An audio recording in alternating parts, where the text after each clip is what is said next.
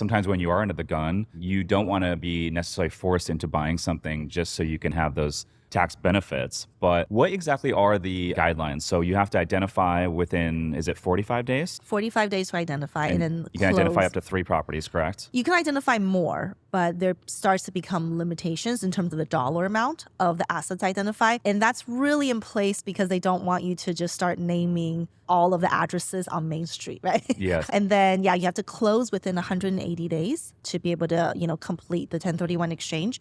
And what's really interesting is that in the seller's market, we've had more clients do the reverse 1031 exchange, right? Where they've identified and maybe even closed on the replacement property before listing their property, because that was the market where right when you list something, it's going to be sold right away, but it might take you more time and the stress of that ticking clock to find that ideal replacement property. I feel like if you have the capital to go close on your up leg prior to selling your down leg, that's the way to go because you're not forced into any sort of timelines. So what exactly is a reverse 1031 exchange? Yeah, the timelines are still exactly the same, 45 days to identify, 180 days to close, but they sort of become irrelevant because you've already closed on the property, right? So I already know I'm going to buy this property on Main Street, and I already have the intermediary with the funds to close on it. So now it's just a matter of me selling my property, right? Selling my old property within that time frame.